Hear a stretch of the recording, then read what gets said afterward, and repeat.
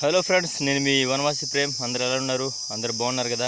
నేనైతే ఈరోజు మీకు ఒక కొత్త చెట్టు గురించి, అంటే పాత చెట్టు అందరికి తెలిసిందే, మీకు ఒక చెట్టు గురించి చెప్పాలనుకుంటున్నాను. ఆ చెట్టు ఏంటంటే అంకుర్ చెట్టు. మీరు ఎంతమందికి అంకుర్ చెట్టు తెలుసు కమెంట్ చేయండి.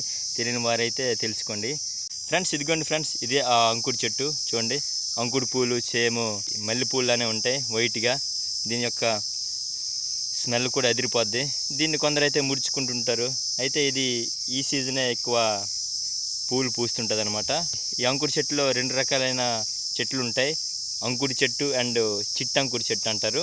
చిట్టంకుర్ చెట్టుకి కొంచెం ఈ ఆకులు అనేవి చిన్నదిగా వస్తాయి. ఈ అంకుర్ చెట్టుకి పెద్దవిగా ఉండి పూలు వైట్గా ఉండి చాలా బాగుంటాయి. పూలు మాత్రం గుత్తులుగా పూస్తుంటాయి. చూడండి, ఈ చెట్టు పూలుగా అయితే పూలు ఉన్నాయి. ఫ్రెండ్స్ చూడండి, పూలు అయితే ఎంత అందంగా నీట్గా కనిపిస్తున్నాయో.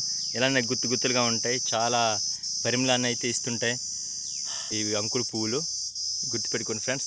అయితే ఈ చెట్టు నుంచి పాలు వస్తుంటాయి. చూడండి, ఒకవేళ ఆకు ఇరిసామనుకో, ఈ ఆకు నుంచి ఇదిగోండి పాలు వస్తుంటాయి. చూడండి, వైట్గా ఉన్నాయి కదా పాలు, అంకుడు పాలు అనమాట అవి. అయితే ఈ చెట్టుకి ఫుల్గా పాలు ఉంటాయి. పువ్వులు విరిసినా కొంచెం పాలనే వస్తుంటాయి, కానీ పువ్వులు అంతా ఎక్కువ పాలు ఉండవు. ఈ ఆకుల దగ్గర అయితే ఇరిసి పాలు ఉంటాయి, చెట్టు కాడల దగ్గర పాలు ఉంటాయి. అయితే ఈ అంకుడు పాలు దేనికి ఉపయోగపడతాయి అంటే, మనకి ఎక్కడైనా తులసిరి సురసాలు అంటారు కదా, తులసిరి అంటే సెగ్గడ్లు అంటారు కదా, ఆ సెగ్గడ్లు వచ్చినప్పుడు ఓసిన భాగంలోన ఈ అంకుడు పాలు పొడిసామనుకో, ఆ చుట్టుపక్కల పొడిస్తే ఆ బొడ్డు త్వరగా పండిపోయి ఆ బొడ్డు బయటకు వచ్చేస్తుంది అనమాట. ఇది అంకుడు పాలుకున్న స్పెషాలిటీ. ఫ్రెండ్స్, చూడడానికి చాలా అందంగా కనిపిస్తున్నాయి కదా పువ్వులు. ఇదిగోండి ఫ్రెండ్స్, అంకుడు పూలు ఇలా ఉంటాయి, చాలా బాగుంటాయి. ఇది ఈరోజు నా వీడియో.